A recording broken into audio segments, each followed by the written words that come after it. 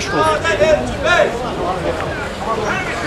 Mübarizə aparıb və 28 may 1918-ci ildə və nəhayətdir, onun önündə milli lider Məhəmməd Əmin Rəsulzadənin başçılığı ilə şərtdə ilk dəfə olaraq Azərbaycan Cumhuriyyəti qurulmuşdur.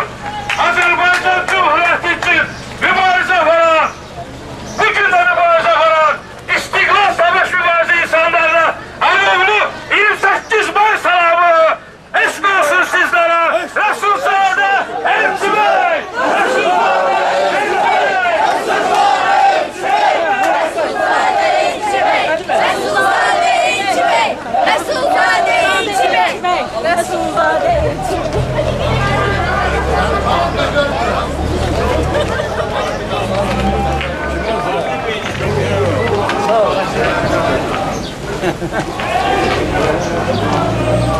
Daim xalqı içində olan var. Ha, nə dəxli var, yox, hələ gedirik, ikimiz də bir şey.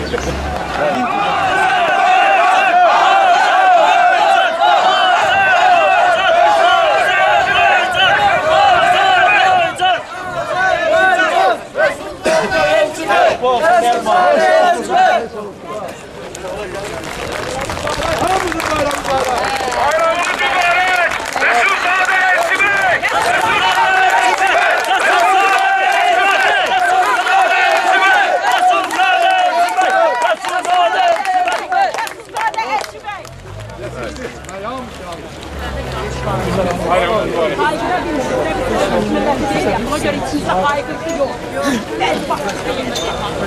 Buna gelendir. Dindəli övladları, orada yaxınları, əzizləri bu yollarla ziyarət edəcək və tədbirimiz sonra davam edir.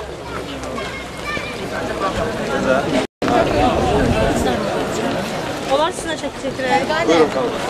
Gelin de buraya. Ben geldim. Ey ulu vətənim, doğma torpağım, var müqəddəs olun, sönməz ocağım. Azadlığa çıxmaq üçün qalxsın bayrağım, azadlığa çıxmaq üçün qalxsın bayrağım. Sağlayalım, olmasın da səsinizi bir bayraq altında. Birləşdir bizi. Biz ki vətən millət oğlu torpaq oğluyuq. Biz ki xalqa bağlı, yurda bağlı, elə bağlıyıq. Biz ki haqq yolunda andımızdan dönmərik heç vaxt. Varız zülmə qarşı ey ana torpaq. Qalqaya millət olmasınlar səsimizi, bir bayraq altında birləşdir bizi. Qalqaya millət olmasınlar səsimizi, bir bayraq altında birləşdir bizi. Yad qılıncı ilə qırıldıq yetər, zülmə qarşı qalxaq, bu olduq yetər. Biz ayağa qalsaq əgər ayrılıq bitər, biz ayağa qalsaq əgər ayrılıq bitər. Bizim qəlbimizdə sönməyəcək odumuz torpaq, vətən eşqi ilə qalx ayağa qalx. Qalx ayağa millət, olmasınlar səsimizi, bir bayraq altında birləşdir bizi. Qalx ayağa millət, olmasınlar səsimizi, bir bayraq altında birləşdir bizi.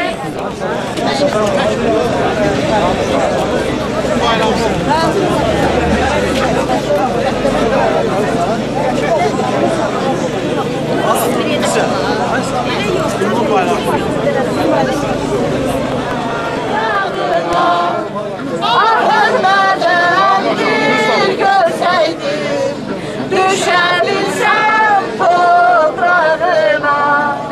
Ahırmadan bir görseydim, düşebilsem toprağına. Keçi beydə Türk'ün gücü sağlanıyor. Yol ver Türk'ün bayrağına, salam Türk'ün bayrağına, kurban Türk'ün bayrağına. Rəsulzadə Elçi bəy!